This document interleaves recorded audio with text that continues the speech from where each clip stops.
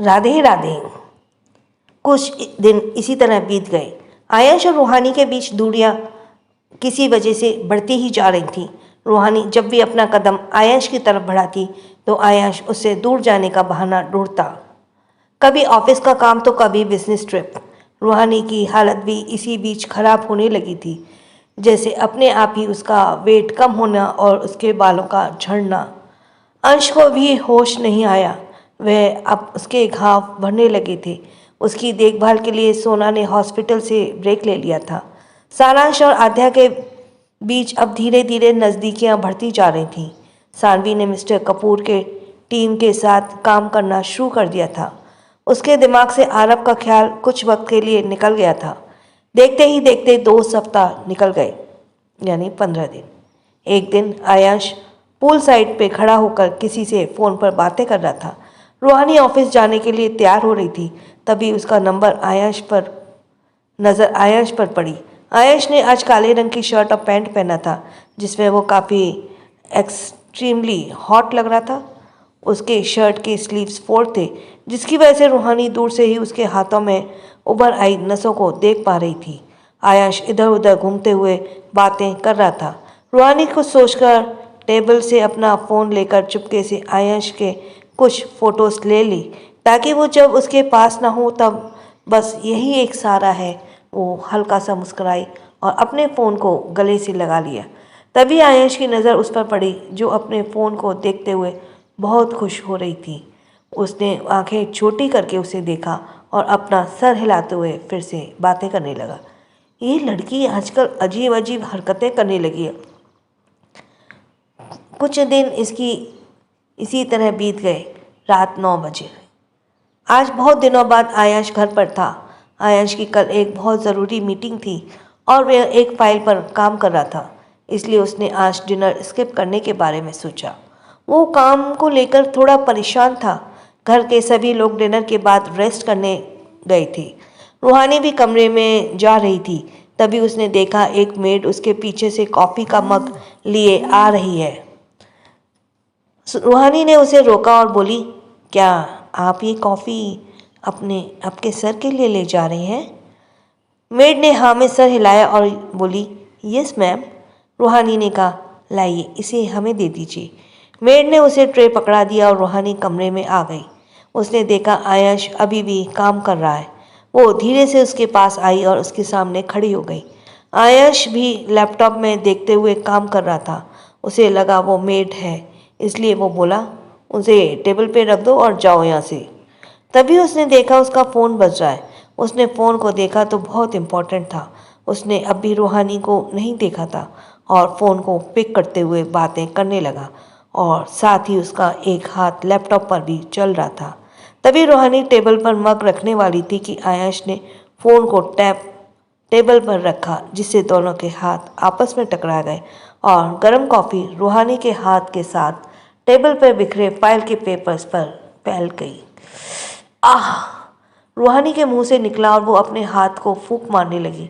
इधर आयश हैरानी से अपने बर्बाद हुए फाइल्स को देख रहा था। उसने गुस्से से रूहानी को देखा और तेज़ आवाज़ में बोला, तुम कुछ भी काम देखकर नहीं कर सकती? मेरे पेपर्स खराब हो गए। और वो अपने पेपर्स को उठाकर झाड़ने लगी, क्योंकि ये एक कॉपी थी उसके पास। रूहानी ने उसे अपनी नम आंखों से देखा।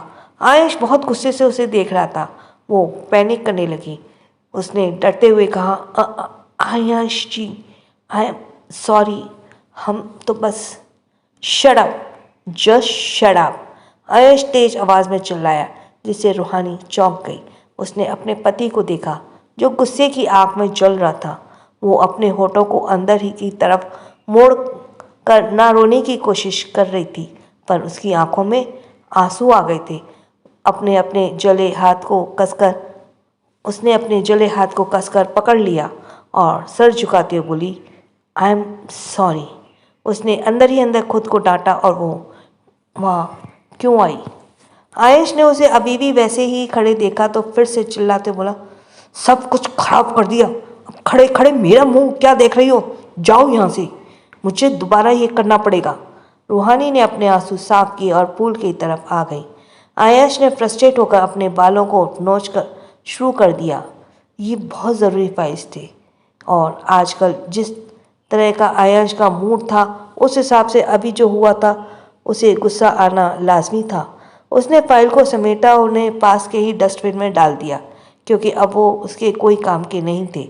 वो सोफे से टिक कर बैठ गया और खुद को नॉर्मल करने के लिए गहरी गहरी सांसें लेने लगा।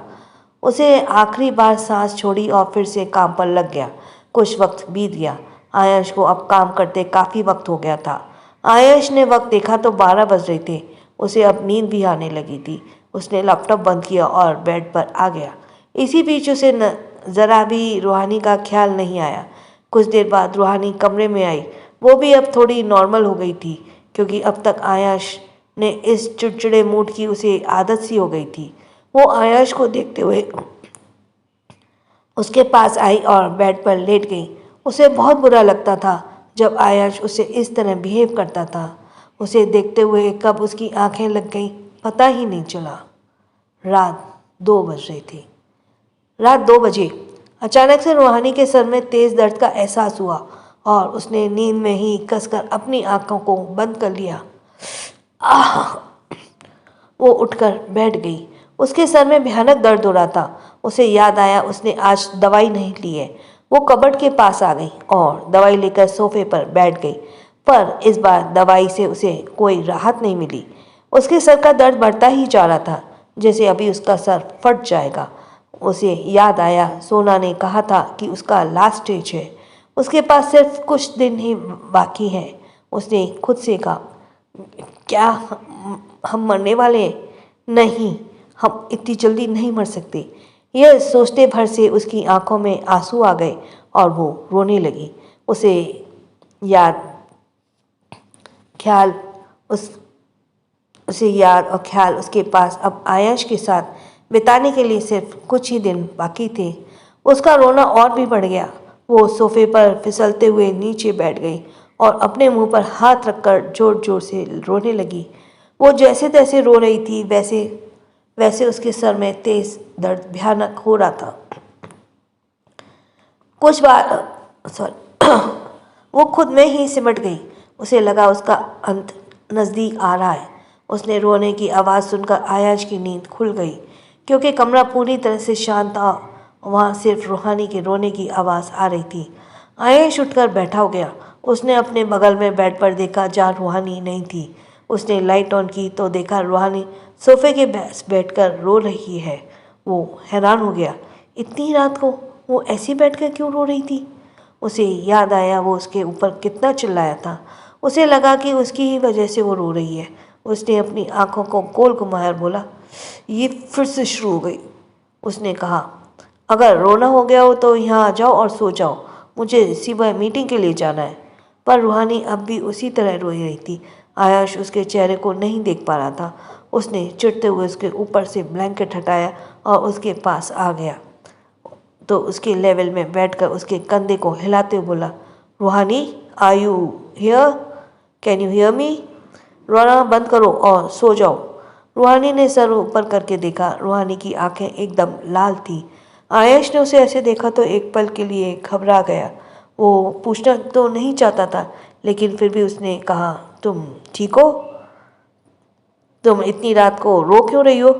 रूहानी ने सुबकते हुए उसे देखा। आयंश उसके सामने था।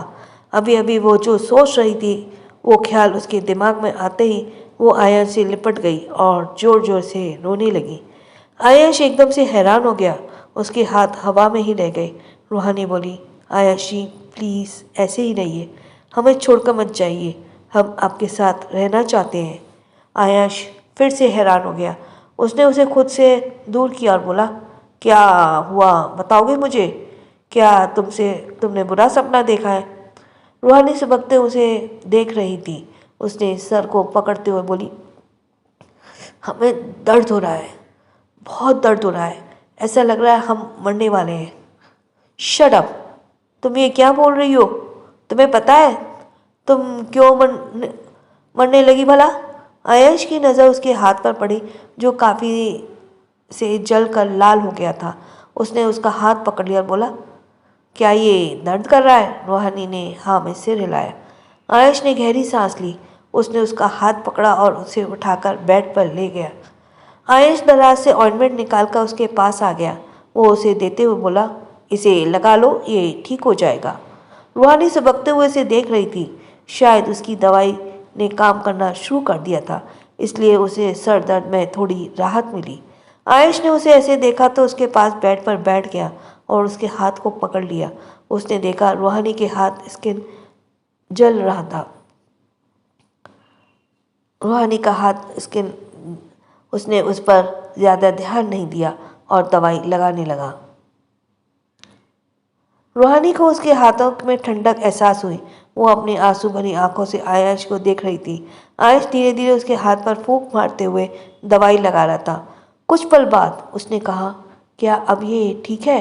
रूहानी ने हाँ में सिर हिलाया। आयुष ने उसे देखा। रोने की वजह से उसकी आंखें एकदम लाल थीं, जैसे अभी उसकी आंखों से खून टपकने लग जाएगा।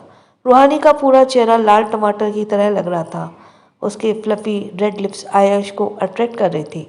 आयुष ने उन्हें देखा और अपना हाथ बढ़ाकर अपनी आंखों के कान से आंसुओं को साफ करते हुए बोला, आओ सो जाओ। उसने रूहानी को बेड पर लेटाया और उसको ऊपर ब्लैंकेट डाल दिया।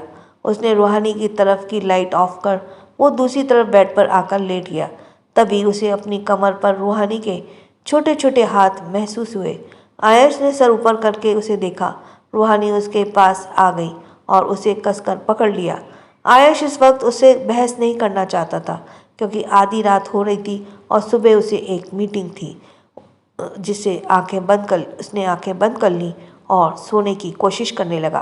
पर अब जैसे उसकी आंखों से नींद गायब थी।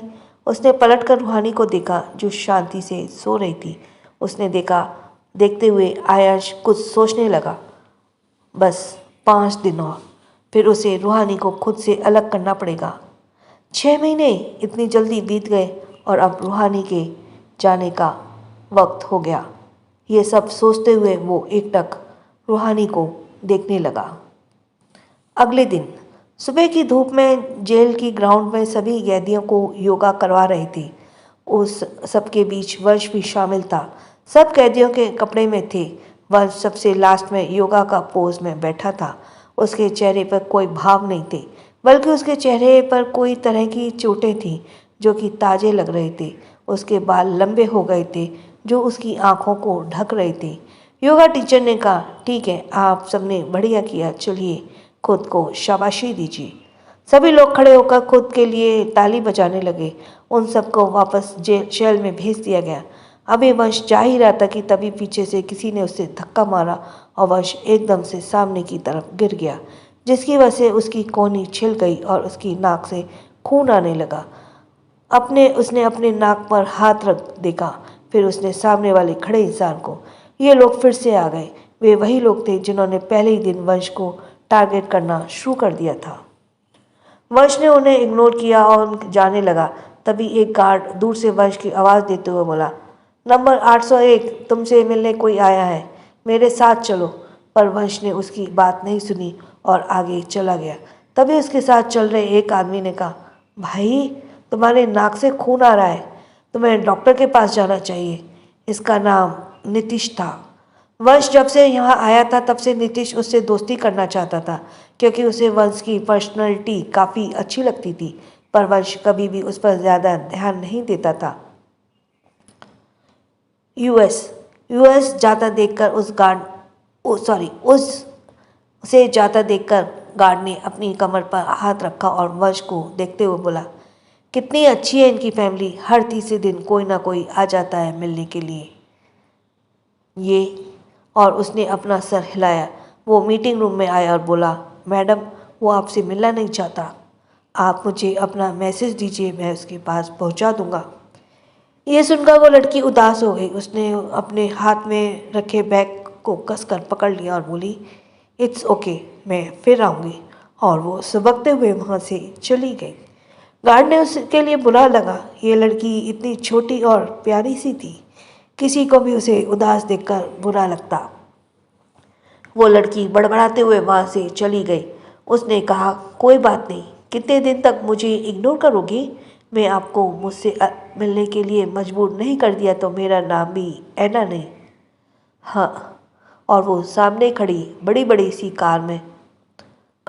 कार में बैठ गई। उसके पास बैठा आदमी बोला, देख लिया, वो तुमसे नहीं मिला ना? क्यों तुम बार बार उसके मिलने की जिद करती हो ऐना?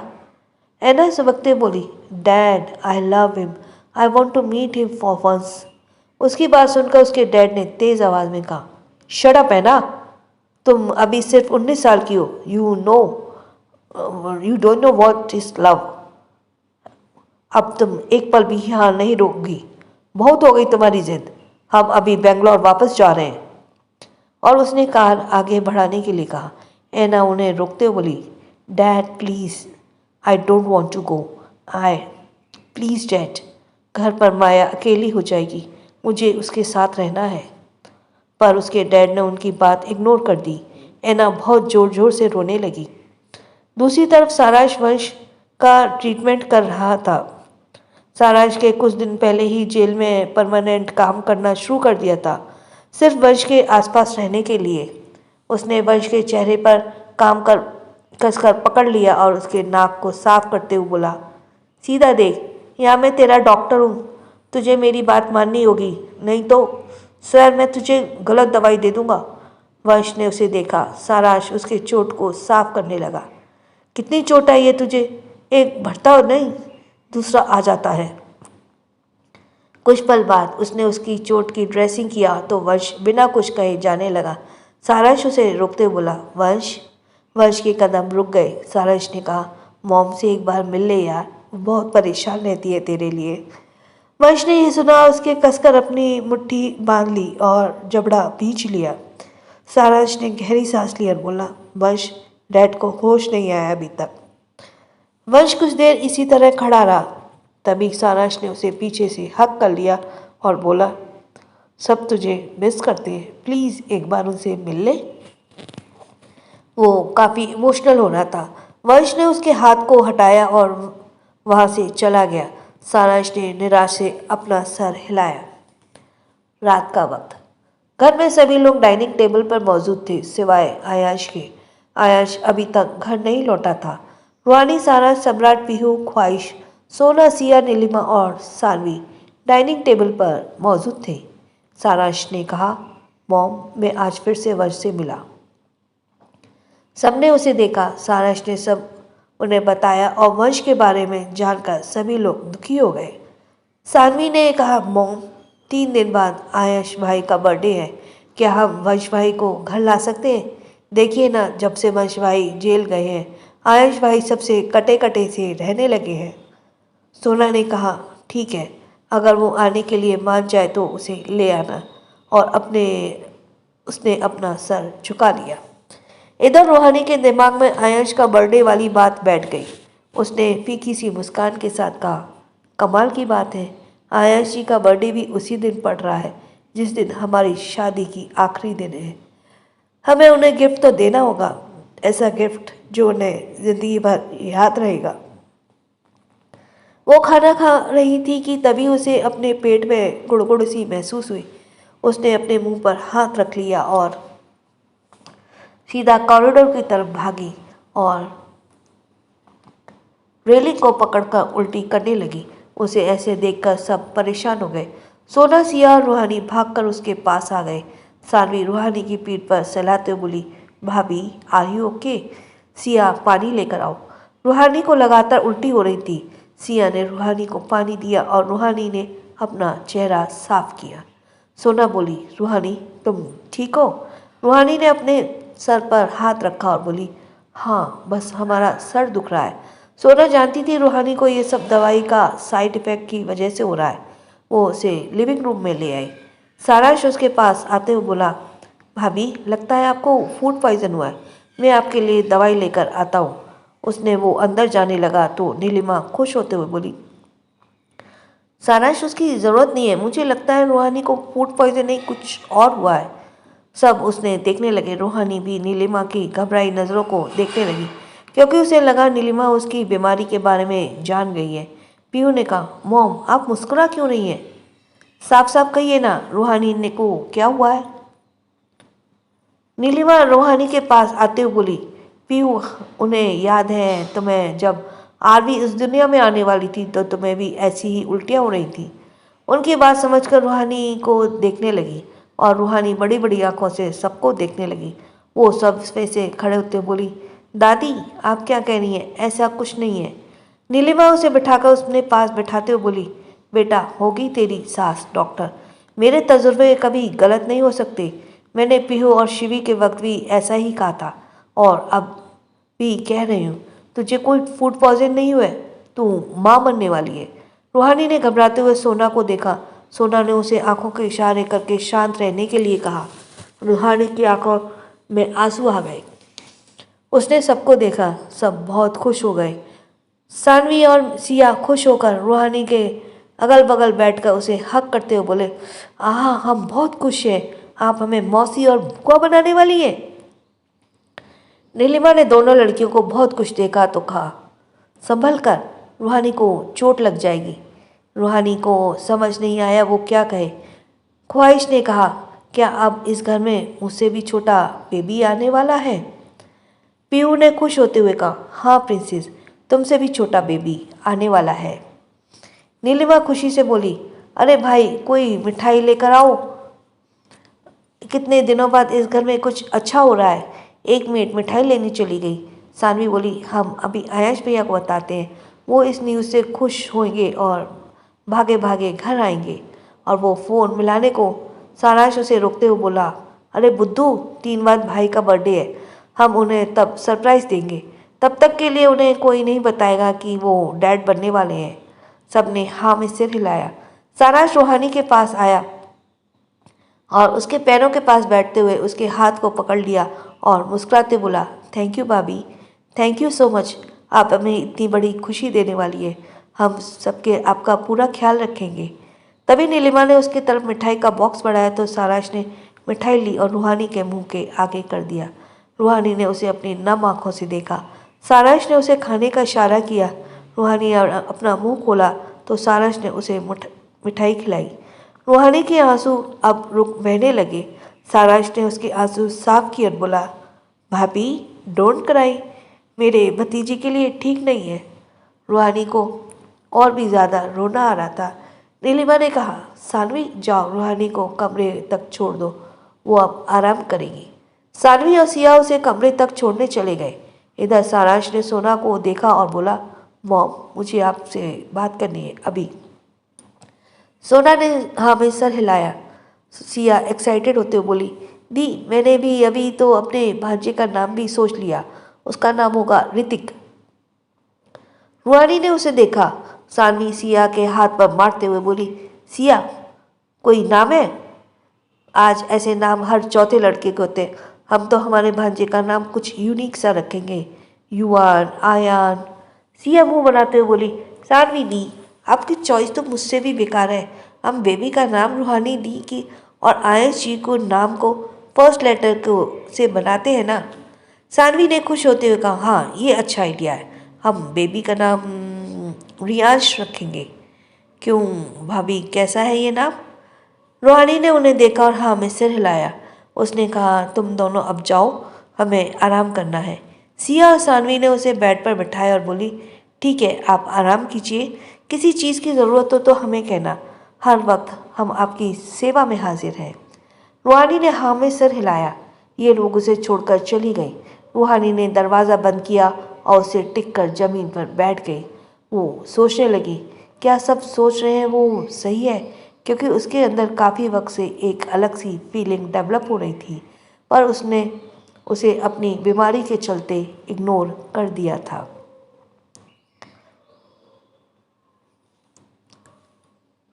सभी लोग बहुत खुश थे रूहानी की प्रेगनेंसी को लेकर। रूहानी कमरे में बैठकर अभी नीचे जो हो रहा था उसके बारे में सोच रही थी। उसने अपने पेट पर हाथ रखा और बोली, अगर ऐसा है तो हमें तो खुश होना चाहिए। और धीरे धीरे करके उसके होठों की मुस्कान बड़ी सी हो गई। उसकी आंखों में खुशी के आंसू आ गए, पर उसके संभल कर खुद को समझाते हुए बोली, नहीं नहीं, हमें इतना खुश नहीं होना चाहिए। क्या हो अगर दादी का अंदाज़ा गलत निकले? हमें माँ से पहले बात करनी होगी। पर अगले ही पल वो उदास हो गई। उसने कहा, क्या फ़र्क पड़ता है इससे, अगर हम माँ भी बनने वाले हैं तो। आयशी तो कभी भी इसके लिए नहीं मानेंगे। उसके लिए हमारी शादी तो सिर्फ कॉन्ट्रैक्ट के लिए थी। हम बेकार में ही खुश हो रहे हैं। वो आकर बेड पर बैठ गई। तभी आयाश कमरे का दरवाज़ा खोलकर अंदर आया। रूहानी ने उसे देखा तो खड़ी हो गई। आयाश भी उसे देखा लेकिन कुछ नहीं कहा। उसने अपना ब्रीफकेस सोफे पर रखा और वॉशरूम में चला गया। रूहानी ने कहा, इन्हें देखकर तो लगता है इन्हें हमसे हमारे किसी भी चीज़ से फ़र्क नहीं पड़ने वाला। क्या हम टेस्ट करना चाहिए? हाँ, हम सुबह ही हॉस्पिटल जाएंगे। क्या पता आयशी को पता चले कि हम माँ बनने वाले हैं, उन्हें कॉन्ट्रैक्ट का ख्याल ना आए। एक बार उन्होंने कहा था, हमें ग्रेजुएशन के बाद बच्चों के बारे में सोचेंगे, और वो इस सोच के साथ बहुत खुश हो गई। अगली सुबह रूहानी रेडी होकर कमरे से बाहर गई। उसी वक्त सिया भी उसके कमरे से आ रही थी। रूहानी ने उसे देखा और उसके पास आते हुए बोली, सिया, अच्छा हुआ तू मिल गई। चल ना, हमें कहीं जाना है। सिया चहकते हुए उसके पास आई, बोली, वो तो ठीक है दी, पर इतनी सुबह सुबह कहाँ जाना है? रूहानी ने उसके हाथ पकड़ा और उसे खींचते बोली, वो हम तुझे बाद में बताते हैं ना, चल अभी। और वो जल्दी जल्दी सीढ़ी से नीचे उतरने लगी। सिया उसे टोकते बोली, दी आराम से, आप इतना तेज़ क्यों चल रही हैं? हमें जाने दे, देर हो रही है इसीलिए। अब चुपचाप चल। रूहानी ने कहा ही ताकि नीलिमा उसके कमरे से आते हुए उनके कमरे बोली, रूहानी, सिया ठीक कह रही है, तुम इतनी जल्दी से कहाँ जा रही हो, वो भी इस हाल में?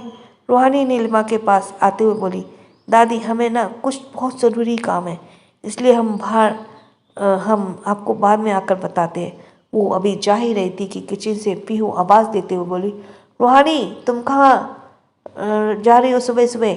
नाश्ता तैयार है, आओ नाश्ता कर लो, मैंने तुम्हारा फेवरेट खाना बनाया है। रूहानी के कदम एक रुक गए। वो पीहू को देखते बोली, बड़ी माँ, हम बाद में नाश्ता कर लेंगे, अभी हमें भूख नहीं है। तभी सानवी बाहर से आते हुए बोली, भाभी, ऐसे कैसे भूख नहीं है? क्या आप हमारे भतीजे को भूखा मारना चाहती हैं? चलिए चुपचाप नाश्ता कर लीजिए, फिर जहाँ जाना हो वहाँ जाना। रूहानी ने ये सुना और उसने अपने होठों को दांतों में दबा लिया और बोली, सानवी, सच्ची में हमें भूख नहीं है। पर सिया उसके हाथ पे अपना हाथ छुड़ाकर आते हुए बोली, पर मुझे बहुत भूख लगी है, पहले मैं नाश्ता कर लूँ, फिर चलते हैं। रूहानी ने मुंह बनाया और वो भी सबके पास आ गई। उसने देखा सच में उसके पसंद के खाने की लाइन लगी हुई थी, पर वो अपनी डाइट पर भी थी, इसलिए उन्हें नहीं खा सकती थी। तब तक सम्राट सोना और सारांश भी वहाँ आ गए। सारांश का मिजाज बहुत बदला बदला सा था। उसके अपनी मॉम को देखा और रूहानी को देखने लगा। सानवी ने कहा, बड़ी मॉम, दैट्स नॉट फेयर, आपने हमारे लिए हमारा मनपसंद का खाना नहीं बनाया, पर भाभी को स्पेशल ट्रीटमेंट दिया जा रहा है। पीहू उसके सिर पर मारते बोली, पागल, अब जब तुम्हारी भी दिन आएंगे तो मैं तुम्हारे लिए भी बना दूंगी। सानवी कुर्सी पर बैठते बोली, बड़ी मॉम, फिर तो बड़े लंबा इंतजार करना पड़ेगा। तभी वहाँ पर हमारा हीरो आयश आ गया। वो अपनी कुर्सी पर बैठ गया तो सब चुप हो गए। आयश ने अचानक से सबको चुप होते पाया तो सबको देखने लगा। उसने कहा, क्या हुआ, आप सब खामोश क्यों हो गए? सबने एक दूसरे को देखा। नीलिमा ने हंसते हुए कहा, कुछ नहीं बेटा, बस ऐसे ही हमारे पर पोते पोतियों के बारे में बात कर रहे थे। आयश कुर्सी पर बैठ गया और बोला, पर अचानक से उसने परपोते परपोती कहा से आ गया और उसने पानी का गिलास उठाकर पी लिया। तभी नीलिमा ने कहा, अभी आए नहीं है पर जल्दी आने वाले हैं ना? आयश ने सारांश को देखा, उसे डॉक्टर के लहजे में बोला, तुमने फिर से कोई स्कैंडल खड़ा कर दिया? दादी क्या कह रही है? सारांश। सब हैरान होकर उसे देखने लगे। सारांश ने अजीब सा मुंह बनाया और बोला, भाई, यह मेरी नहीं आपकी बात हो रही है। यह सुनकर आयश ने मुंह से पानी का फव्वारा बाहर आ गया और वो खांसने लगा और रूहानी ने कसकर अपनी आंखें बंद कर ली। सारांश उसके पीठ को सहलाते लगा।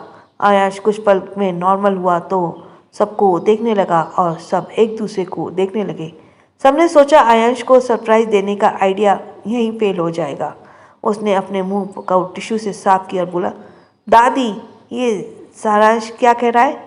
नीलिमा ने कहा, वो सारांश के कहने का मतलब है जब तुम्हारी और रूहानी की शादी को 6 महीने होने वाले हैं तो तुम्हें नहीं लगता अब मुझे ग्रैंड माँ की पोजीशन देनी चाहिए? यह सुनकर एकदम से आयाश और रूहानी ने एक दूसरे को देखा। रूहानी बेचारी झेंप गई और इधर उधर देखने लगी। आयाश को थोड़ा एक्वर्ड फील होने लगा क्योंकि उसके जहन में तो दूर दूर तक बच्चों का ख्याल कभी आया ही नहीं और ना ही वो रूहानी को इस तरह की उम्मीद देना चाहता था। उसने अपना चेहरा सख्त कर लिया और कठोर आवाज़ में बोला, दादी मुझे बच्चे पसंद नहीं है। क्या आपको याद नहीं जब आयाश और वंश छोटे थे कितने इरिटेटिंग थे? सारांश ने अपना मुंह बनाया और शिकायती लहजे में बोला, भाई मैं यहीं बैठा हूँ, आप मेरे ही सामने मेरे बारे में इस तरह की बात कैसे कर सकते हैं? आयश ने अपना सिर हिलाया पर दोनों को ध्यान नहीं दिया। अब सब रूहानी को देखने लगे जिसका चेहरा आयश की बात सुनकर मुरझा गया था।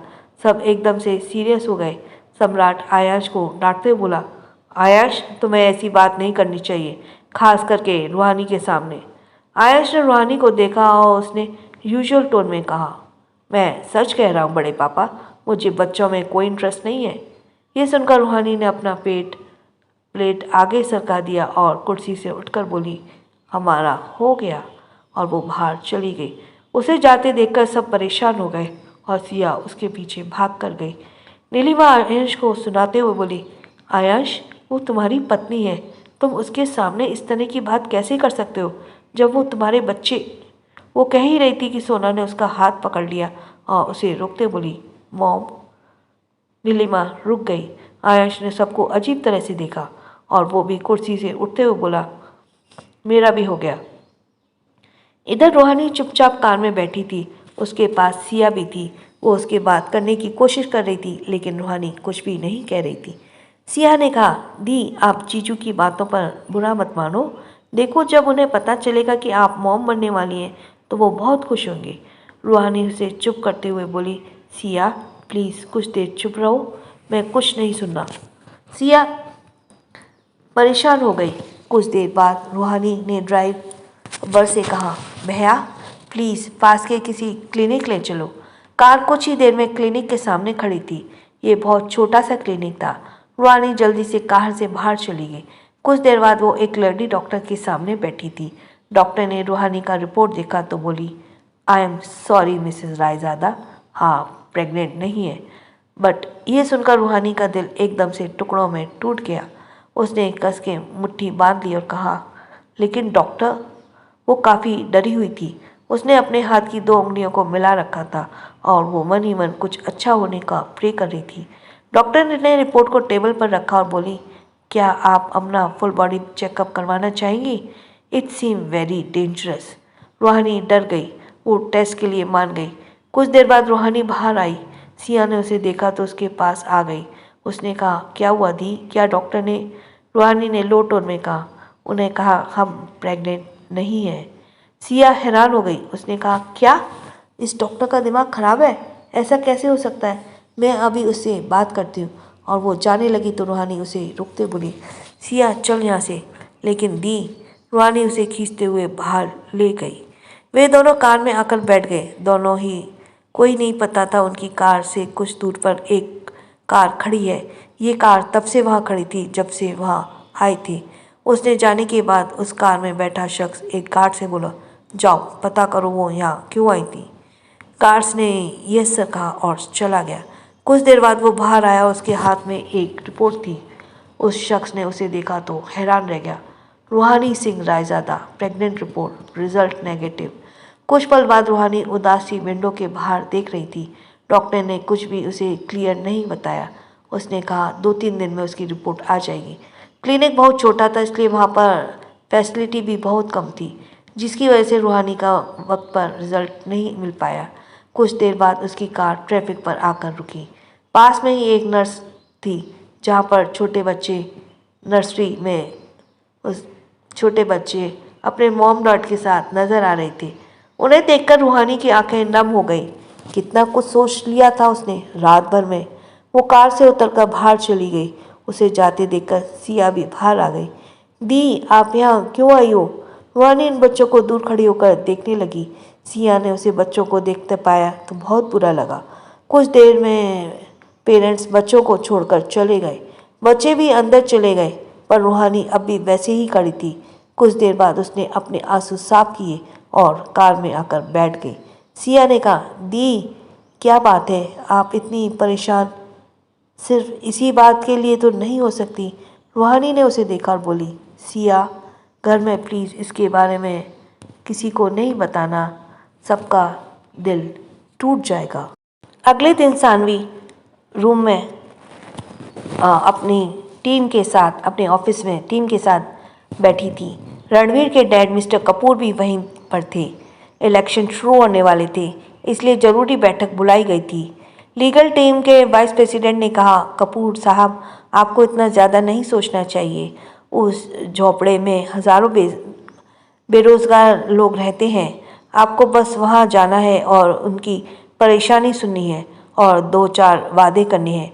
वो हो सके तो 1-2 को पूरा कर देना और देखना कैसे उनके वोट आपके फेवर में आते हैं। क्यों प्रेसिडेंट मैडम, मैंने कहा ना ही। और वो चापलूसी करते हुए बत्ती सी दिखाने लगा। सानवी ने सीरियस एक्सप्रेशन के साथ उसे देखा और कहा, कुमार साहब आपकी तकलीफ अब बहुत पुरानी हो गई है। तरकीब आपकी बहुत पुरानी हो गई है।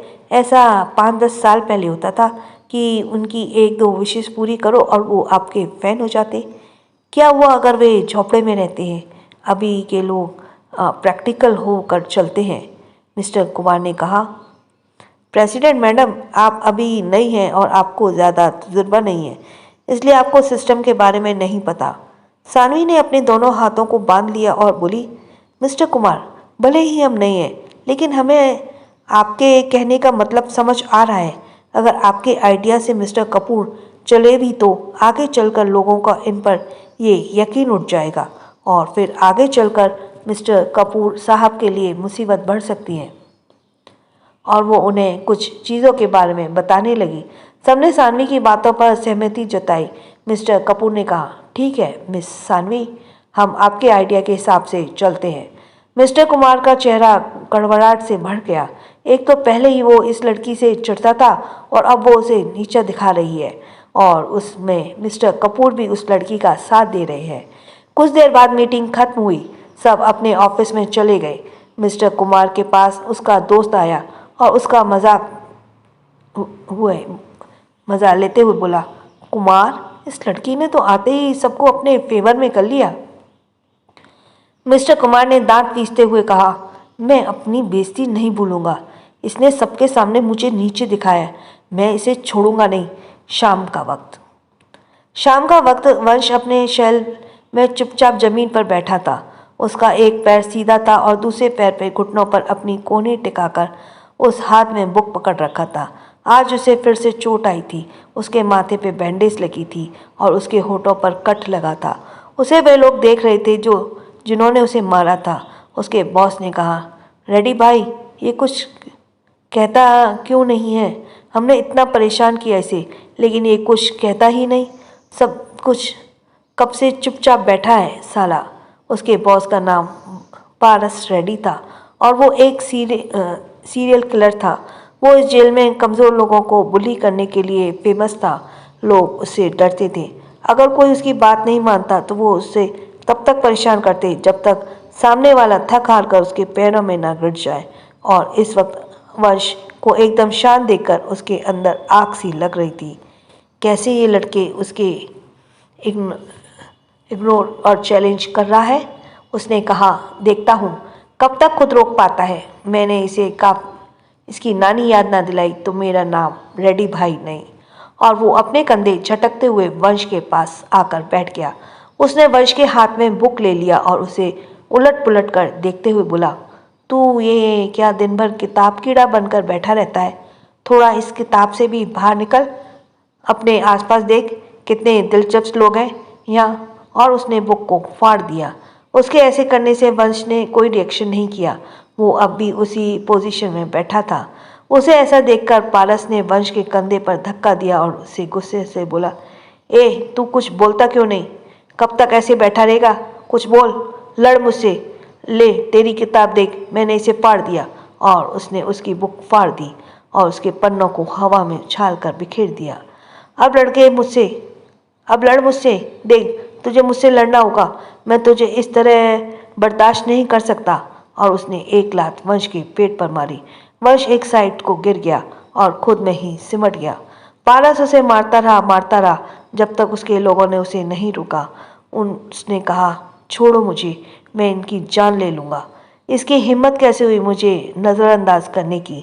और उसने खुद को छुड़ा लिया और वंश की तरफ लपका। तभी एक गार्ड सलाखों को सिर पर डंडे से मारते हुए बोला, क्या हो रहा है यहाँ? उसने वंश को देखा और बोला, तुमने फिर से इस बेचारे को परेशान किया? पारस ने कुछ नहीं कहा। गार्ड बोला, अब कोई लड़ाई झगड़ा नहीं करेगा।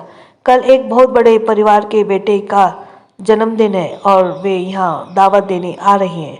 अगर अब किसी ने यहाँ लड़ाई की तो मैं उन्हें पूरा दिन इसी सलाखों में बंद रखूँगा। आई बात समझ में? और उसने एक घूर कर देखा और चला गया। उसके जाने के बाद सब शांत हो गए। वंश उठकर बैठ गया। उसके एक आंख में सूज रहा था और उसे फिर से चोट लगी थी। गार्ड की बात से याद आया, कल तो उसके भाई का ही बर्थडे है। वो चुपचाप बैठ गया। हवेली। सम्राट लिविंग रूम में सबके पास आते हुए बोला, मैंने जेलर से बात कर ली है, अब हम सब वहाँ जा सकते हैं। सब बहुत खुश हो गए। फाइनली सब वंश से मिलने वाले थे। इतने दिनों से सारांश ने के अलावा और किसी ने भी वंश की शक्ल तक नहीं देखी थी। सोना ने कहा, ठीक है, हम सुबह मंदिर में पूजा के लिए जाएंगे, इसके बाद वंश के पास। नीलिमा ने कहा, क्या आयांश पूजा के लिए मानेगा? वो लड़का तो सुबह ही गायब हो जाएगा बर्थडे के नाम से। सिया ने कहा, पर क्यों दादी? जीजू गायब क्यों होंगे, वो भी अपने बर्थडे को? सोना ने कहा, क्योंकि उसे ये सब अच्छा नहीं लगता। बहुत कम लोग हैं जिन्हें आयांश के बर्थडे के बारे में पता है। उसे कोई हैप्पी बर्थडे भी कहे तो चिढ़ने लगता है। सानवी ने कहा, ओफो, आप सब भी ना। इस बार भाई के लिए कल का दिन बहुत खास होने वाला है, क्योंकि भाभी उनके साथ होने वाली है। फिर सबसे बड़ी बात, भाभी उन्हें गुड न्यूज़ सुनाने वाली है। क्यों भाभी? रूहानी ने हाँ में सिर हिलाया। सब इधर प्लानिंग करने में लगे और दूसरी तरफ रूहानी अपनी अलग ही प्लानिंग में लगी हुई थी। कुछ देर प्लानिंग के बाद सब ने डिनर किया और कमरे में चले गए। रूहानी का दिल आज बहुत अशांत था। रात के 11 बज रहे थे। सब उसके पास सिर्फ 24 घंटे ही बचे थे आयश के साथ रहने के लिए। अपने उसने आसमान में खिल रहे अधूरे चांद को देखा और पूरा होने से थोड़ा सा बाकी था। वो बोली, कितनी अजीब बात है, कल तुम पूरा हो जाओगे और हम अधूरे। कितना मुश्किल होता है अपनी ज़िंदगी में एक हिस्से से जुदा होना। काश कल का दिन आए ही ना आए, अगर आए भी तो रात थोड़ी लंबी हो जाए, ताकि हमें थोड़ा वक्त मिल जाए उनके साथ खूबसूरत लम्हे बटोरने के लिए। और उसके होठों पर फीकी सी मुस्कान आ गई, क्योंकि वो जानती थी ऐसा होना नामुमकिन है। फिर भी वो एक ही कोशिश करना चाहती थी। उसने कसकर अपने मंगलसूत्र को पकड़ लिया। उसने आयश की वजह से बहुत कुछ पाया था, लेकिन अब उसके पास खोने के लिए कुछ भी नहीं था। उसकी ज़िंदगी भी नहीं। वो अभी सोच ही रही थी कि पीछे से किसी ने जूते की आवाज़ आई। वो मुड़ गई। उसने देखा आयश है, पर आयश ने उसे नहीं देखा। कुछ देर बाद वो कपड़े बदलकर पुल साइड में आ गया। उसने अपने पॉकेट में सिगरेट का पैकेट निकाला और उसे अपने होठों के बीच दबाकर जलाने लगा। आयश यूजली सिगरेट नहीं पीता था, पर आजकल ना जाने क्यों उसे स्मोकिंग अच्छी लगती थी। वो उसे कुछ पल के लिए ही सही, लेकिन रिलीफ देती थी। आयश आसमान में खिले रहे चांद को देख रहा था। उससे कुछ दूर खड़ी रूहानी उसने कहा, आपने कब से सिगरेट को अपना साथी बना लिया? उसने अभी एक दो कश लगाए ही थे कि किसी ने उसके मुंह से सिगरेट को छीन कर फेंक दिया। आयश ने देखा, वो रूहानी है। वो कुछ कहता उससे पहले रूहानी बोली, आप जानते हैं ये कितनी खतरनाक है, इससे उम्र कम हो जाती है। आयश ने घूर कर उसे देखा और वो दूसरा सिगरेट निकालकर होठों को बीच दबाने को था कि रूहानी ने पैकेट उसके हाथ से छीन लिया और उसे पूल में फेंक दिया। आयश की आंखें अब गुस्से से लाल हो गई। रूहानी ने अपना सर हिलाया और बड़बड़ाते हुए जाने लगी, तो आयश ने उसका हाथ पकड़ लिया और उसे अपनी तरफ खींच लिया। रूहानी उसके सीने से जा टकराई। आयश ने उसके हाथ को मरोड़ा और उसे कमर पर लगाते हुए बोला, हाउ जे यू, अब तो मुझे बताओगे मुझे क्या करना है या नहीं, हाँ? और वो उसकी आंखों में देखने लगा। रूहानी को जरा भी एहसास नहीं था कि उसके ऐसे एक्शन से आयश इतना गुस्सा हो जाएगा। उसे घबराहट होने लगी। उसने हकलाते हुए कहा, वो हम तो ये आपकी भलाई के लिए ही कर रहे थे। माता रानी का शुक्र मनाइए कि आपके पास लंबी ज़िंदगी है। आप इसे इस तरह से तो बर्बाद मत कीजिए। आयश ने उसकी ऐसी बात सुनी तो उसके हाथ और भी कसकर पकड़ते हुए बोला, शट अप, क्या करना है क्या नहीं, तुम होती कौन हो मुझसे बताने वाली। और वो उसकी आंखों में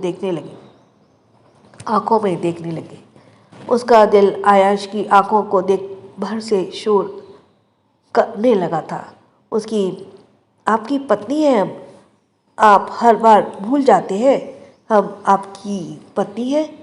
रूहानी आयश से राजा था, आप भूल गए, आपने ही हमें ये नाम दिया था। रूहानी ने अपनी आंखों में उसकी आंखों में देखते हुए कहा तो ये उसको झटक दिया। रूहानी 2 कदम पीछे हट गई। आयश उसकी तरफ पीट करके खड़ा हो गया। रूहानी उसकी पीठ को देख रही थी। तभी कुछ देर एक बड़ी सी बिल्डिंग पर टंगी बड़ी सी घंटी की बेल जोर से बजने की आवाज़ आई। उसे पता चल रहा था कि 12 बज चुके हैं। रूहानी को याद आया आयश के बर्थडे का वक्त लग चुका है। वो हिम्मत करके उसके पास आई और बोली, आयशी। आयश ने उसे नहीं देखा। रूहानी पीठ पर हक करते हुए बोली, हैप्पी बर्थडे आयश जी। रात के अंधेरे में एक लड़की एक बड़े से पैलेस में भागने की कोशिश कर रही थी। ये पैलेस बेंगलोर का सबसे बड़ा पैलेस था। उस लड़की के हाथ में बैग था और वो चुपके से अपने कमरे से सर निकालकर इधर उधर देखने लगी। वो एना थी। उसने देखा कुछ गार्ड्स कमरे के बाहर पहरा दे रहे हैं। वो कल ही अपने डैड के बेंगलोर अपने घर वापस आई थी और फिर भागने की तैयारी कर रही थी। उसे वंश और माया की बहुत याद आ रही थी, इसलिए वो भागने की कोशिश कर रही थी। वो अंदर गई और धीरे दरवाज़ा बंद कर लिया। उसने गहरी सांस ली और भगवान का नाम लेते हुए ग्लास के पानी को स्विच बोर्ड पर फेंक दिया, जिससे शॉर्ट सर्किट हो गया और सभी तरफ अंधेरा छा गया। एना जल्दी ही कमरे से बाहर भागी, इससे पहले उसके डैड कमरे से में जाते। शॉर्ट सर्किट की वजह से गेट जाम हो गया था और गार्ड्स इधर उधर भाग रहे थे। एना जल्दी से रूफ टॉप पे आई और घर से लगे पेड़ से होते हुए नीचे उतर गई। वो सीधा बाउंड्री वॉल से बाहर कूद गई। तभी उसके कमरे में उसके डैड आए और टॉर्च लाइट से जब देखा कि कमरे में कोई भी नहीं है तो वो जोर से चिल्लाए, ये लड़की फिर भाग गई। एना भागते भागते काफ़ी दूर आ गई थी। तभी उसे एक कार नजर आई। उसके होठ में बड़ी सी मुस्कान आ गई। उसने हाथ हिलाया, उसे रोका। दूसरी तरफ रूहानी आयश की पीठ को देख रही थी। उसका मन हुआ वो आयश को अभी जाकर उसे कहे कि उसका क्या कसूर कि वो उसकी इतनी बेरुखी से पेश आता है। वो उसे सवाल करना चाहती थी, क्या वो उसकी शादी को एक और मौका नहीं दे सकता। वो उससे पूछना चाहती थी, जब वे दोनों सब कुछ भूल कर आ गए, एक दूसरे के भाव में समा जाते थे, उनका उसके लिए कोई मतलब नहीं है। वो उसे पूछना चाहती थी, क्या आया करीब, क्यों आया करीब अगर उसे उससे दूर ही जाना था। क्यों दिखाया उसे सबने जब उन्हें तोड़ने ही थे। तभी दूर कहीं से घंटे की आवाज़ आई। उसे पता चला रूहानी के पास अभी सिर्फ 24 घंटे ही बाकी है आयश के साथ रहने के लिए। वो उससे लिपट गई और बोली, हैप्पी बर्थडे आयशी। अचानक से उसके द्वारा किए गई हरकत से आयश एकदम से हैरान हो गया, क्योंकि उसे भी अपना जन्मदिन याद नहीं था।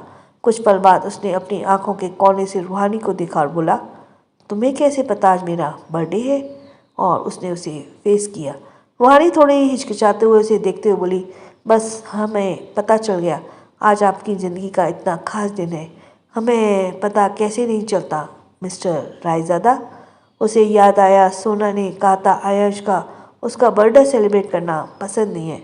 वो बोली, आई एम सॉरी अगर आपको बुरा लगा हो। रूहानी सोच से उलट अचानक से आयश ने उसकी कमर के चारों तरफ हाथ लपेटा और उसे अपने करीब खींचते हुए बोला, नहीं मुझे बुरा नहीं लगा। रूहानी ने सर ऊपर करके आयश को देखा। कुछ पल पहले ही रूहानी उदास सी थी, पर अब उसकी आंखों में अलग तरह की चमक सी आ रही थी। आयाश उसे देखकर मुस्कुरा रहा था। तभी रूहानी ने देखा आसमान में एक लाइट सी चमक रही है। वो बच्चों की तरह खुश हो गई। वो उसे आयाश के दिखाते बोली, आयाश ये देखिए, आसमान में कोई तारा टूट रहा है। आयाश ने खुश होते देखा। रूहानी के मुस्कुराते हुए उसकी आंखों पर हाथ रखकर बोली, चलिए अब जल्दी से एक विश मांगिए, आज आपका बर्थडे है ना। आयाश कुछ देर खामोश रहा, फिर बोला, आई विश तुम कभी मुझसे दूर ना जाओ, तुम हमेशा मेरे साथ रहो। रूहानी ने यह सुना तो धीरे से उसकी आंखों से अपना हाथ हटा लिया। उसके मुंह पर अजीब से भाव थे, क्योंकि वो जानती थी ऐसा कभी नहीं होगा। आयश ने उसे ऐसा देखा, उसे गाल पर हाथ रखते बोला, आई नो, मैंने तुम्हारा दिल दुखाया। मैं जानता हूँ तुम मुझे माफ़ कभी नहीं करोगी, लेकिन सच को मैं हमेशा से चाहता था हमारी शादी एक कॉन्ट्रैक्ट हमारे बीच ना आए। मैं हमेशा से तुम्हारे साथ रहना चाहता हूँ। मुझे फ़र्क नहीं पड़ता हमारी शादी किस हालत में हुई, मैं तुम्हारे साथ पूरी लाइफ बिताना चाहता हूँ। उस दिन जब तुमने कहा था कि तुम मुझसे प्यार करती हो, उस दिन मुझे रियलाइज़ हुआ कि मैं भी तुमसे कितना प्यार करने लगा हूँ। मैं तुम्हारे साथ इतना बुरा बिहेव करता था ताकि मैं चाहता था तुम मुझसे दूर रहो, लेकिन मैं ऐसा नहीं कर पा रहा हूँ। आई एम सॉरी, मैंने तुम्हें हर्ट किया। रूहानी उसे अपनी नम आँखों से देख रही थी। आयश के कन्फेशन से उसका दिल भर आया। उसने कितना इंतज़ार किया था आयश के मुँह से ये सुनने के लिए। फाइनली आयश अपने दिल की बात कह रहा था। आयश ने उसकी चमकती आंखों को देखा और बोला, I am sorry, I know, तुम मुझे माफ़। वो कह ही रहा था कि रूहानी ने उसके मुंह पर हाथ रखा और नहीं में सर हिलाया। इसका मतलब था रूहानी ने उसे माफ़ कर दिया। आयश खुश हो गया। रूहानी ने जल्दी से अपने आंसू साफ किए और बोली, ये सब छोड़िए, चलिए हमारे पास आपके लिए कुछ है। और वो उसका हाथ पकड़कर कमरे में ले आई। एक मिनट आप यहीं रुकिए। उसने उसका हाथ छोड़ा और चेंजिंग रूम में आ गई। आयश कंफ्यूज होकर उसे देखने लगा। आखिर में ये करना क्या चाहती है। कुछ बार बाद रूहानी अपने हाथ में एक बड़े से बॉक्स को लेकर आई। वो इतना बड़ा था जिसे वो संभाल भी नहीं पा रही थी। एक बार तो उसे गिरते गिरते बचा लिया।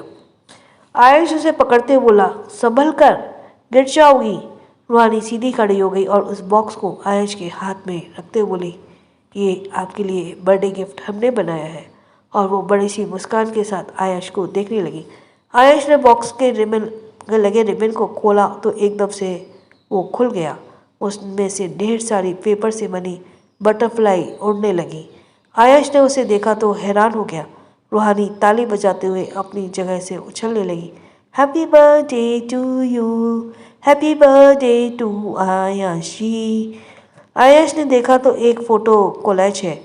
आयश ने एक एक फ़ोटोज़ को देखने लगा। उसमें उसके बचपन की फ़ोटो से लेकर घर वालों के साथ की फ़ोटोज़ थी। कभी वो अंश के साथ था तो कभी वंश की पूरी फैमिली के साथ, पर उसमें रूहानी के साथ एक भी फ़ोटो नहीं थी। उन्हें देखने के लिए उसने होठों पर बड़ी सी मुस्कान आ गई। उसने रूहानी को देखा और बोला, ये मेरी लाइफ की सबसे बेस्ट गिफ्ट है, थैंक यू सो मच। रूहानी खुश हो गई। उसने अंश के साथ उस बॉक्स को लिया और उसे टेबल पर रखते हुए बोली, आप हमें थैंक्स बाद में कहना, अभी आपके लिए कुछ और भी है। और उसने आयश का हाथ पकड़ा और उसे लेकर पूल साइड पर आ गई। आयश ने देखा वहाँ पर अब तक जो लाइट थी वो फिर से अचानक से अंधेरा क्यों है। रूहानी, तुम मुझे कहाँ ले आ रही हो। आयशी, बस एक मिनट, रूहानी ने कहा और उसे रेलिंग के पास ले आई। उसने इसका हाथ छोड़ा और अंधेरे में कुछ ढूंढने लगी। कुछ पल बाद उसके हाथ में माचिस का बॉक्स आया। उसने उसे जला दिया तो वहाँ का हल्का सा उजाला हो गया। आयश ने उस देखा। रूहानी मुड़ी और टेबल पर रखे कैंडल को जला दिया। आयश एक बार फिर से हैरान हो गया। आज तो अब वो साफ देख पा रहा था। टेबल पे एक केक था और टेबल पर गुलाब की पंखुड़ियों से सजा हुआ था। वहाँ पर गिफ्ट्स के बहुत बॉक्सेस भी थे। आयश ने रूहानी को देखा, ये सब क्या है। रूहानी ने केक में लगे कैंडल को जलाकर बोली, ओफो आयश जी, आप भी ना, आज आपका बर्थडे है, इसलिए हमने इसे आपके लिए प्लान किया है। चलिए अब जल्दी से केक काटिए। ये कहते हुए उसने आयश के हाथ में चाकू पकड़ा दिया। आयश ने अपना सिर हिलाया। वो झुका और केक काटने गए रूहानी को खिलाया। रूहानी बहुत खुश हो गई। उसने भी आयश को केक खिलाया और आखिर में आयश के पूरे चेहरे पर केक लगा दिया। तुम भी क्या कर रही हो? और उसने उसे पकड़ना चाहा तो रूहानी वहाँ से भाग गई। आयश ने अपने चेहरे पर केक साफ किया और बोला, तुम रुको, अभी बताता हूँ। और वो उसके पीछे भागा। रूहानी खिलखिलाते हुए पुल की दूसरी तरफ भाग गई।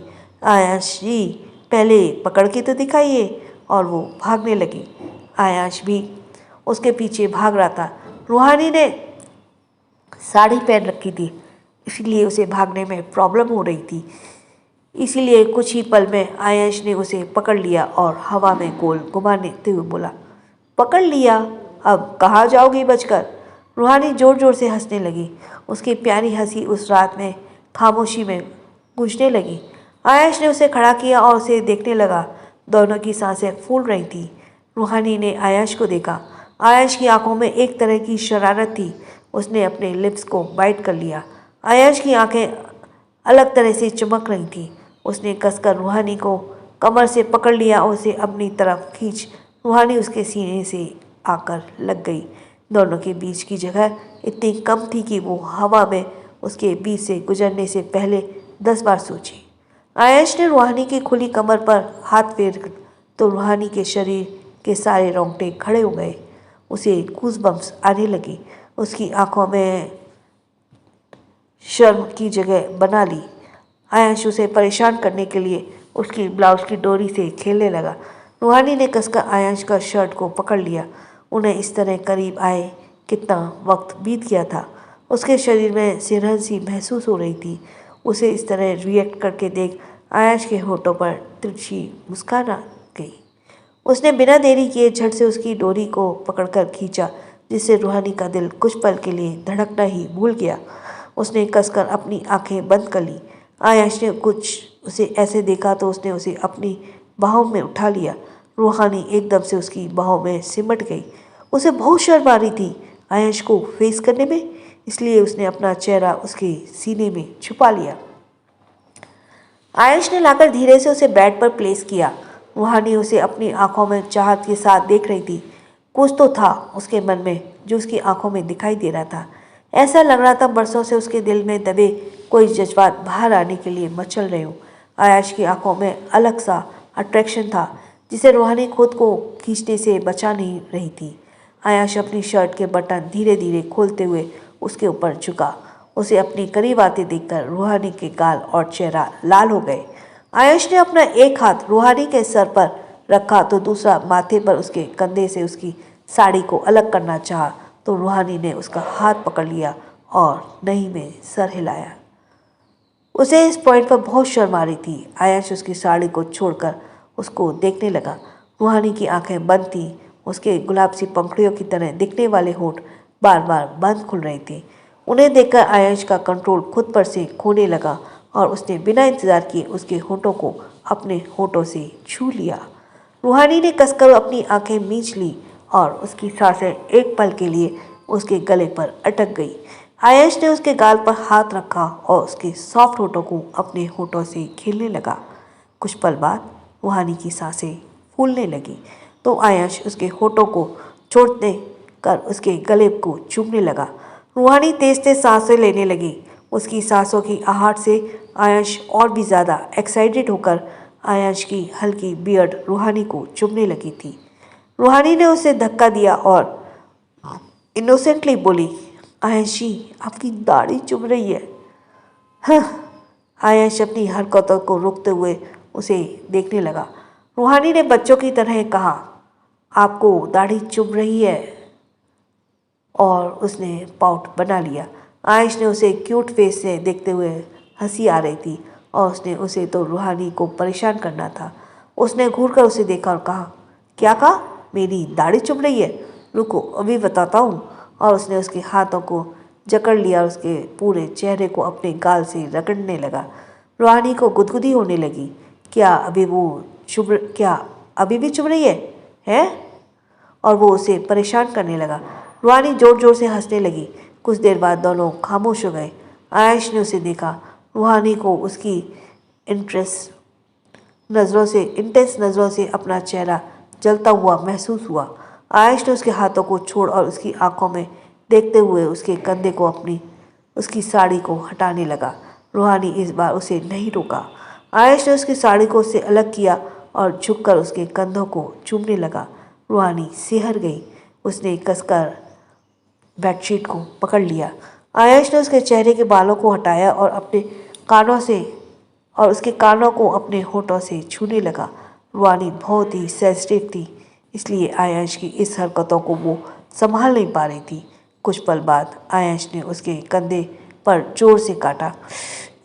रूहानी के मुंह से तेज चीख निकल पड़ी और उसने कसकर अपनी आंखों को बंद कर लिया। आयश रूहानी को अपने प्यार का एहसास करवा रहा था। उसने धीरे से रूहानी के हाथों की उंगलियों को अपने हाथों में फंसाया और उसे चूमते हुए ये एहसास करने लगा कि उसने कितनी ज़्यादा प्यार करने लगा। रूहानी खुद को बहुत लकी महसूस कर रही थी कि आयश उसके पास है। अभी वो आयश के प्यार में खोने ही जा रही थी कि एक बार फिर से घंटी बजी और रूहानी अपने सेंस में लौट आई। तभी उसके कान में आयश की आवाज़ आई। आयश बिना किसी भाव के बोला, आई विश मैं तुमसे कभी मिला ही नहीं होता। मेरा दिमाग खराब था, मैंने तुमसे शादी करने का डिसीजन किया। चली जाओ मेरी ज़िंदगी से, क्योंकि मैं अब एक पल भी तुम्हें बर्दाश्त नहीं कर सकता। I regret marrying you. I wish I could change the time where you were never in my life. आयश की विश सुनकर रूहानी का चेहरा सफ़ेद पड़ गया। उसे यकीन नहीं हो रहा था कि आयश कुछ ऐसा भी कह सकता है। उसने देखा आयश की पीठ पर अब भी उसकी तरफ ही थी और वो उससे खुद दूर खड़ी हो गई और उससे दूर खड़ी है। तो क्या अभी अभी जो हो रहा था वो एक सपना था? पर जो आयश कह रहा था वो सच था, ना कि उसका वहम। उसने कसकर अपनी आंखें बंद कर ली और अपने कपड़ों को पकड़ लिया। अभी अभी वो सपने की दुनिया में खो रही थी। अचानक से आयश ने उसे तोड़ दिया। आयश उसी तरह अब भी कुछ ना कुछ बड़बड़ाए जा रहा था। आई विश तुम्हारे बाबा ने मेरी फैमिली के साथ कुछ नहीं, मैं तुम्हें उसकी सज़ा दे पाता। मैं कभी तुम्हें साथ नहीं रह सकता, क्योंकि जब भी मैं तुम्हें देखता हूँ मुझे वो सब याद आता है जो भी तुम्हारे बाबा ने मेरी फैमिली के साथ किया है। मैं बस तुमसे दूर जाना चाहता हूँ। मैं तुम्हारी शक्ल तक नहीं देखना चाहता। कुछ पल बाद जब आयश की रियलाइज़ हुआ कि वो अकेले बड़बड़ा रहा है और उसे सुनने वाला कोई भी नहीं है, तो वो पीछे मुड़ता है तो पाता है सच में वहाँ पर रूहानी नहीं है। आयश ने नज़र घुमाकर इधर उधर देखा। उसने फील किया उसके वर्ड्स कितने हार्श थे, जिससे रूहानी को कितना हर्ट हुआ होगा, लेकिन वे करना उसके लिए ज़रूरी था। वो कसकर अपनी मुट्ठी बांध लेता है। उसे लगा रूहानी कमरे में चली गई। कुछ पल इसी तरह रहने के बाद आयश कमरे में आया और स्टडी रूम में आकर बंद हो गया। उसे खुद पर इतना गुस्सा आ रहा था। इधर रूहानी सुबकते हुए कमरे से बाहर निकली और बालकनी में आ गई। रात का वक्त था, इसलिए सब सो रहे थे। रूहानी रेलिंग के पास खड़ी होकर अपने मुंह पर हाथ रखते हुए सुबक रही थी। तभी उसे कुछ याद आया। उसके पास से ही टेबल के टेलीफोन से रोहित का नंबर मिला लिया। कुछ ही पल में रोहित ने फ़ोन पिक कर लिया। हेलो, रूहानी ने इधर से कुछ कहा। रोहित बोला, hello, who is this? Raizada sir, Siya, are you there? Roohani ने कसकर अपनी आंखें बंद कर ली और अपने अंदर की सारी हिम्मत बटोरते बोली, रोहित प्लीज़ हमारे लिए काम कर दो, वो पेपर्स तैयार कर दो जो हमने कहा था। सामने से रोहित ने हैरान होते हुए कहा, क्या? आपने तो कहा था आप ऐसा नहीं करेंगी। रूहानी ने कहा, रोहित प्लीज़ हमारे पास वक्त नहीं है, प्लीज़ पेपर हमें सुबह तक चाहिए, अब कोई और सवाल मत करना। रोहित कुछ देर खामोश रहा, फिर बोला, ठीक है, और उसने फ़ोन काटा और रो पड़ी। वो रोते हुए टेबल के पास बैठ गई।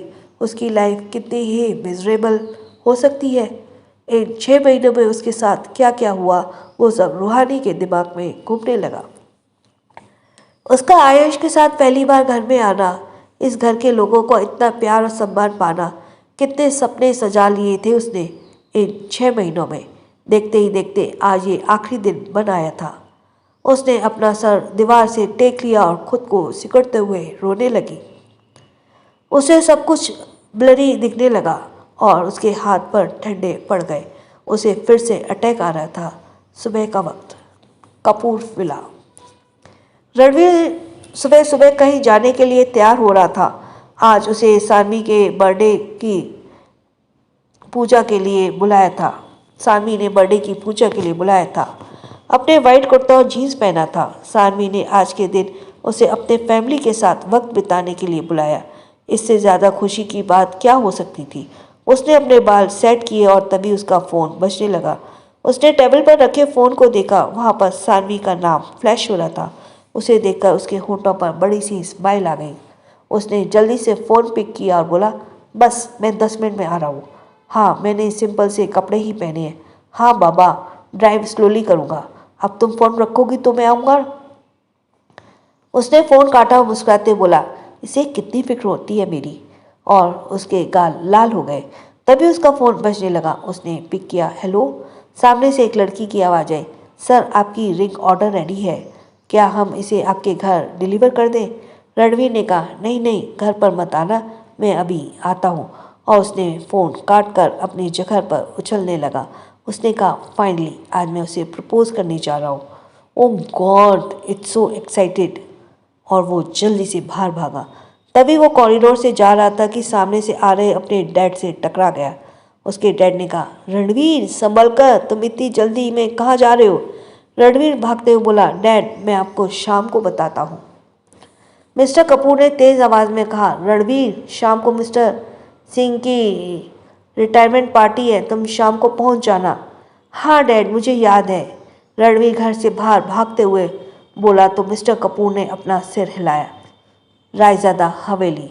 आयश कमरे से बाहर आया। उसने सबको देखा। घर के सभी लोग लिविंग रूम में मौजूद थे, रूहानी को छोड़कर। उसने सबको ऐसे खुद को देखते हुए पाया तो अपनी एक बाँह उठाते हुए बोला, क्या हुआ, आप सब मुझे इस तरह क्यों देख रहे हैं। क्योंकि आयश को बिल्कुल भी याद नहीं था कि वो आज कौन सा दिन है। नीलिमा ने खुश होते हुए कहा, आयश जन्मदिन मुबारक हो बेटे। आयश एकदम से रिलैक्स हो गया, जैसे उसे अभी याद आया हो कि उसका आज बर्थडे है। तभी सारांश और सानवी किचन से केक लेकर आते हुए बोले, हैप्पी बर्थडे भाई। आयश ने सबको देखा और बोला, ये सब क्या है। सारांश ने एक्साइटेड होते बोला, भाई ये भाभी ने बनाया है आपके लिए स्पेशल केक, चलिए अब जल्दी से इसे काटिए। ये सुनकर आयश के एक्सप्रेशन बदल गए। उसने कहा, तुम जानते हो ना मुझे ये सब नहीं पसंद, मुझे नहीं करना ये सब। सानवी ने कहा, ऐसा कैसे भाई, आपको ये काटना ही होगा, भाभी ने बहुत प्यार से बनाया आपके लिए। नीलिमा ने कहा, कोई बात नहीं बेटा, तुम्हें अच्छा नहीं लगता तो ठीक है, तुम मत खाना, हम सब इसे खा लेंगे, अब जल्दी से काट दो। आयश ने घूर कर सबको देखा।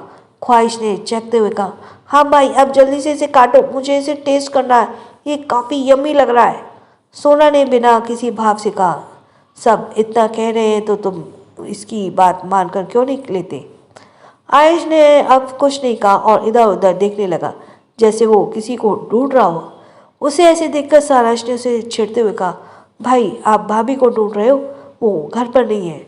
ये सुनकर अचानक से आयुष का दिल धक सा रह गया। तो फिर वो कहाँ है। आज वो सुबह स्टडी रूम से बाहर आया था, तब से उसने रूहानी को नहीं देखा था और पता नहीं क्यों आज उसे थोड़ा अनईजी भी फील हो रहा था। और अब सारांश की बात सुनकर तो उसके चेहरे के भाव भी बदल गए। उसे ऐसे देखकर सानवी ने कहा, भाई आप परेशान क्यों रहे, भाभी आपको छोड़कर नहीं गई, वो तो आपके लिए गिफ्ट लेने बाहर गई है। आयश ने हाँ में सिर हिलाया और टेबल पर रखे केक को काट लिया और उससे पहले उसने उसे नीलिमा को खिलाया। वो अपनी दादी आया को पास आया और बोला, थैंक्स दादी, और वो उसके गले से लग गया। सिया, ख्वाहिश, सानवी और सारांश केक पर टूट पड़े। सारांश आयश को केक खिलाते हुए बोला, भाई आप भी खाइए। नीलिमा ने कहा, जाओ जाकर कपड़े बदल आओ, हम मंदिर जा रहे हैं। आयश ने कहा, दादी प्लीज़, यू नो राइट, मुझे ये सब कुछ पसंद नहीं है, आपको जाना है आप होकर आइए, वैसे भी मुझे कुछ काम है, बाहर जाना है। नीलिमा ने पपी सा फेस बना लिया और बोली, तुम अपनी दादी की बात भी नहीं मान सकते, ठीक है हम सब भी कहीं नहीं जा रहे। आयुष ने गहरी सांस ली और बोला, ठीक है लेकिन 1 घंटे के लिए, आपको जो करना है जल्दी कीजिए। सब खुश हो गए। सब घर से बाहर चले गए और आयश कपड़े बदलने चला गया क्योंकि वो इस वक्त भी अपने बिजनेस सूट में था। कुछ देर बाद वो कपड़े बदल कर बाहर आ रहा था। उसने वाइट शर्ट और पैंट पहन ली। वो अपने स्लीव रोल करते हुए सीढ़ी से नीचे जा ही रहा था कि उसे लगा जैसे कोई उसे चुपके से देख रहा हो। वो मुड़ा और गेस्ट रूम की तरफ देखा। वहाँ पर उसे कोई नज़र नहीं आया। मुझे ऐसे क्यों लग रहा है वो यही है, पर फिर उसने कुछ सोचा और बाहर चला गया। इधर रूहानी गेस्ट रूम के दरवाजे पर टिक कर खड़ी थी। आयश का अंदाज़ा गलत नहीं था। रूहानी सच में उसे कुछ पल पहले देख रही थी, पर जब आयश पलट गया तो रूहानी ने दरवाज़ा बंद कर दिया था। उसने अपने मुंह पर हाथ रख लिया और खुद से बोली, आप हमारी शक्ल नहीं देखना चाहते ना? ठीक है, हम आपके सामने कभी नहीं आएंगे, कभी भी नहीं। आपसे अपने सूट पहना और अपनी आंखों के नीचे डार्क सर्कल से बन गए। उसका चेहरा एकदम सफ़ेद पड़ गया। तभी किसी ने दरवाज़ा खटखटाया और बोला, रूहानी, हमें दरवाज़ा खोलो। रूहानी ने अपने सांप आंसू की और धीरे से दरवाज़ा खोला। उसके सामने सोना को देखकर वो खुद को रोक नहीं पाई और उसके गले से लग गई। रात में जब उसे अटैक आया तब सोना कमरे में बाहर आई थी क्योंकि उसे नींद नहीं आ रही थी और उसने रूहानी को इस तरह देखा तो उसे वो अपने साथ गेस्ट रूम में ले आई।